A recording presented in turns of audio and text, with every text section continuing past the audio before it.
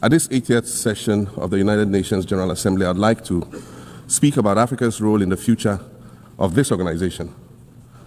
However, it's impossible to do that without first considering the collective role that Africa played in its founding, which was small and relatively insignificant.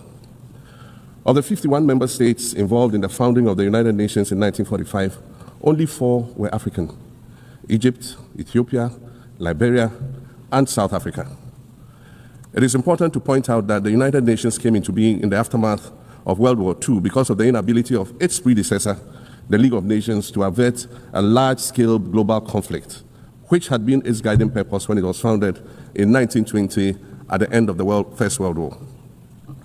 Out of the 42 founding member states of the League of Nations, only 3 were African: Liberia, the Union of South Africa, and Ethiopia.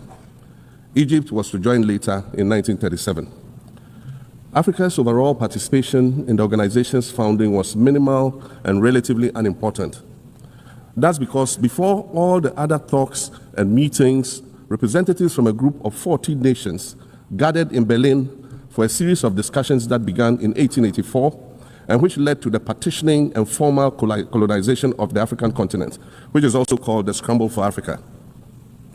It has famously been written that past is prologue. Well, in the past, the majority of the 54 nations that now comprise Africa were never offered a seat at the table where plans for a new world order were being drawn. But, Madam President, as fate would have it, the tables are turning, and Africa's role in the authorship of whatever is yet to come for this world is going to be huge, and it will be consequential. According to this organization's own projections, by the year 2050, more than 25% of the world's population is expected to come from the African continent. Additionally, by 2050, 1/3 of all young people aged between 15 to 24 will be residing on the African continent. So you see, the future of this world is African. Allow me to say this once again a little louder for those of you in the back. The future is African.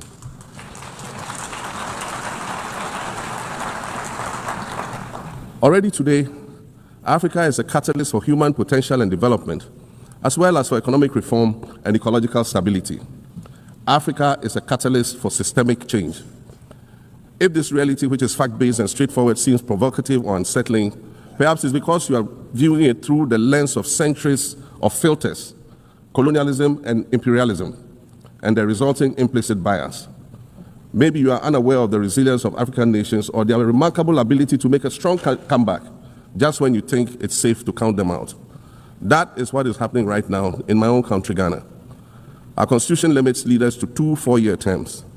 In January, I was sworn in for a second term, which, let me point out, was non-consecutive with my first term.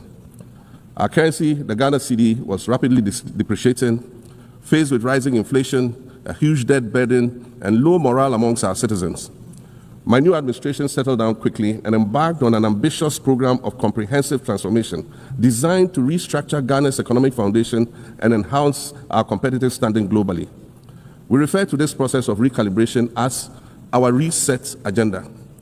In just 8 months, we have achieved significant reduction in inflation from 23.8% in December 2024 to 11.5% in August 2025, restoring price stability for our citizens. Additionally, our currency, the Ghana cedi, has appreciated considerably against other currencies, with Bloomberg reporting it as the best performing currency in the world at one point. Our improved sovereign credit rating reflects increasing investor confidence in our economy, and our 24-hour economy initiative promises to transform our economy. And there's a renewed willingness amongst our people to trust that their elected officials have Ghana's interests at heart and that we are progressing together.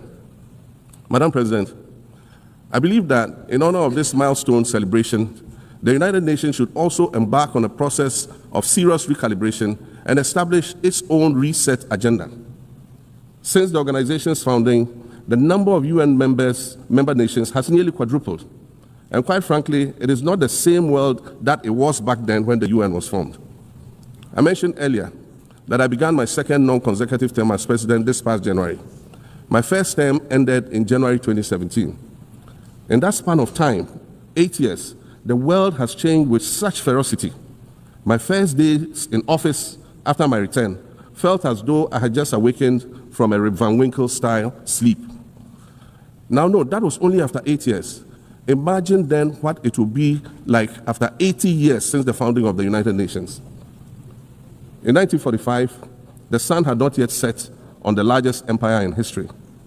The most common mode of international travel was by sea.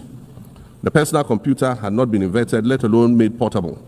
And television, a new convenience, was still in its infancy, albeit in black and white color. Relations between the US and the Soviet Union were turning frosty, with Winston Churchill declaring that an iron curtain has descended across the European continent. Fast track 80 years on, in today's world, hundreds of thousands of commercial flights take off and land every day. Libraries have been digitized so that volumes of literature can exist on a small device, small enough to fit inside your pocket. We live in a world of cryptocurrency, artificial intelligence, social media, the internet and its dark hidden dungeon of the dark web, all of which carry a potential threat to global peace and security. Climate change is real, and we're fighting a losing battle against the loss of Maldives and other island nations to the rising sea level, against the loss of Timbuktu to desertification and the Amazon forest to global warming and deforestation. Madam President, the UN Founding Charter is outdated when it comes to representation in this August Assembly. The most powerful post-World War II nations are still being rewarded with an almost totalitarian guardianship over the rest of the world.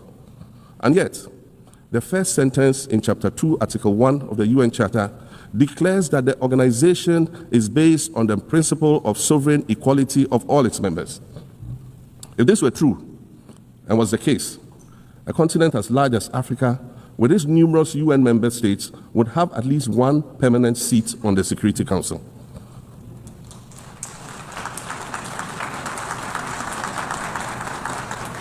Furthermore, we believe that veto power should not be restricted to only 5 nations, nor should it be absolute. There must be a mechanism in this House for the General Assembly to challenge a veto.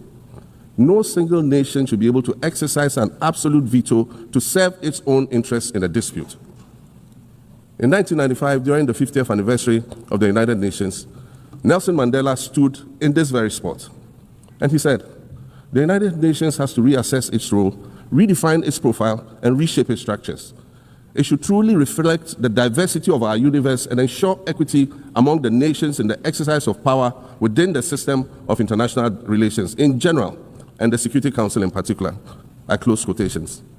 30 years later, we African leaders are still making the same simple request for a permanent seat on the Security Council with the power of a veto. So today, Madam President, I stand here in this exact spot and ask the world, if not now, then when? We demand not only a reform of the Security Council, but also a reset of the global financial architecture, which is currently rigged against Africa. Africa must have a greater say in the world's multilateral financial institutions.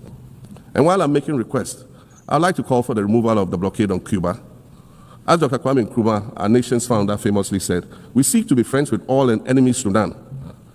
The Cuban people shed their blood on African soil in the fight against apartheid. And indeed, Cuba has been and continues to be a faithful friend of Africa. You see, the very fact that I can stand here and ask these things and say these things, and the fact that all nations can ostensibly gather here to address critical global issues, air our grievances, and express our concerns, that is what makes the survival of this organization so important. In every old city or village, you will find a town square, or a courtyard, or a plaza that once served as a gathering space for the citizens of the community and their leaders. Meetings and celebrations were held there, as were trials and elections. And these were spaces that brought people together and held them together as a community. Sadly, time and technology have eroded these spaces. Madam President, in many ways, the United Nations is the proverbial town square of our modern global village. And it has never been more critical for us to protect this one space that brings and holds the world nations together as a community. The internet, social media platforms, and artificial intelligence offer us the illusion of connectivity, when in fact what they do is reinforce isolation by using algorithms that ensure that we do not receive new ideas and perspectives, but rather more of the same content.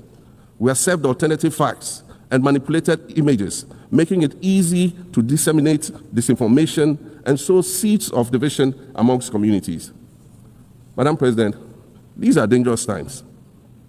Our world is currently experiencing a rise in nationalism and economic instability. There's a general breakdown of multilateralism.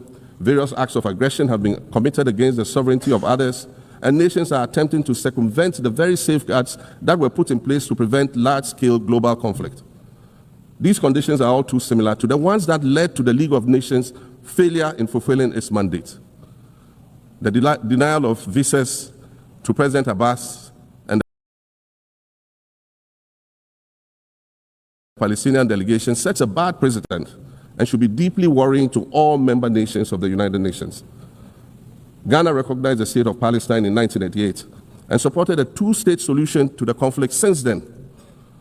And I say, contrary to the claims of some, a two-state solution would not be a reward for Hamas.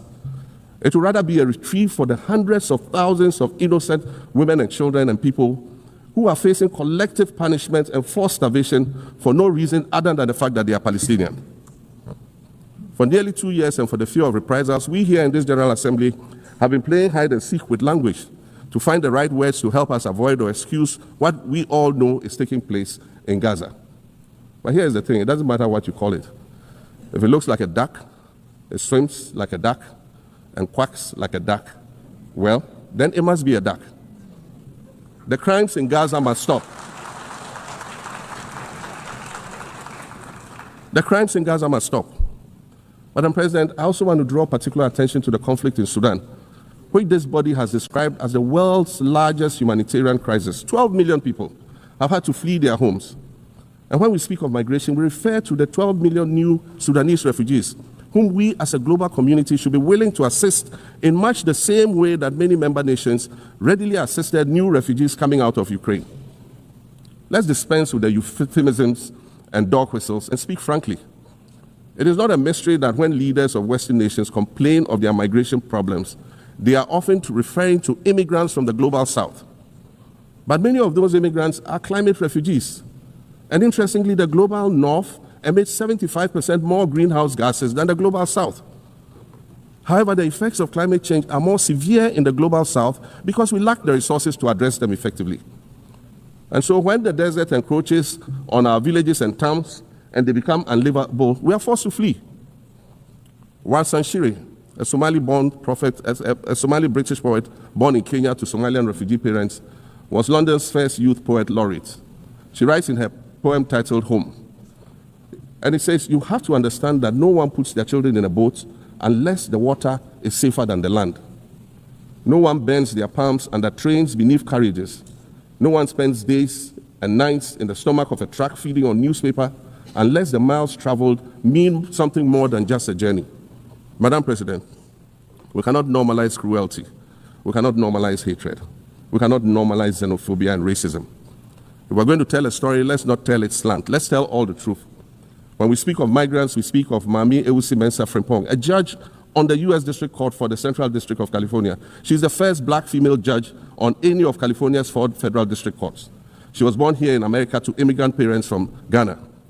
We speak of Peter Bosman, a medical doctor in Ghana who moved to the town of Piran in Slovenia in the 1980s and later became the first black mayor of Piran, the first black mayor in Slovenia and in the whole of Eastern Europe.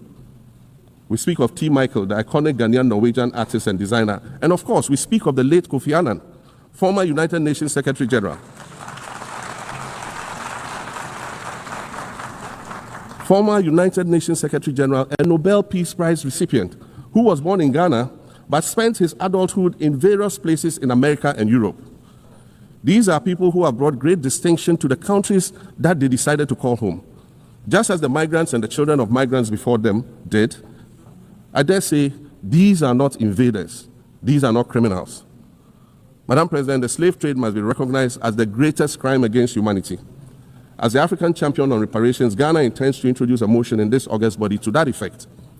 More than 12.5 million Africans were forcibly taken against their will and transported to create wealth for the powerful Western nations. We must demand reparations for the enslavement of our people and the colonization of our land that resulted in the theft of our natural resources, as well as the looting of artifacts and other items of cultural heritage that have yet to be returned in total. We recognize the value of our land and the value of our lives, as did our colonizers, as well as the governments that happily paid reparations to former slave owners as compensation for the loss of their property in quotes. and that property for which they received compensation was paid referred to enslaved people who had been freed. Madam President, an increasingly insecure world is witnessing upward spending on defense budgets of bilateral partners and steep cuts in official development assistance. Since July 2024, it is estimated that there's been a 40% drop in humanitarian aid globally. In this era of global uncertainty, Africa must exercise sovereignty over its natural resources to raise the necessary funds to ensure the well-being of its citizens. The days of parceling out vast concession areas to foreign interests for exploitation must come to an end. We'll continue to welcome foreign investment, but we must negotiate better for a bigger share of the natural resources that belong to us. And we must insist on value addition to these resources. We're tired of the continued image of poverty-stricken, disease-ridden rural communities living at the periphery of huge foreign-controlled natural resource concession areas. We're tired of having people extract the most they can from us and in return offer us the very least by way of respect, consideration, and dignity. We're tired of not being represented in ways that reveal the richness and complexity of our history or acknowledge all that we have overcome to arrive here in this liminal space of untold possibilities. Allow me to echo the Indian-American writer Arundhati Roy, who wrote, "Another world is not only possible, she's on her way. On a quiet day, I can hear her briefing." I want to add that for the sake of Africa, and quite selfishly for the sake of my 18-year-old daughter, I hope that this new world that is arriving is a place of safety and equality for women and girls. To succeed, we must empower everyone, including women and girls, to reach their full potential. In closing, Madam President, I'd like to congratulate you on your election to preside over this historic 80th General Assembly and on being the 5th woman to hold this distinction. I'd also like to congratulate Her Excellency Nana Jane Opoku-Agyeman on being the first woman Vice President of Ghana. Now every Ghanaian girl knows the heights to which she can ascend. Words matter, but issues of representation matter even more, which is why Ghana looks forward to the appointment of a woman as Secretary General of this organization in the near future. Madam President, Your Excellencies, I thank you for your kind attention.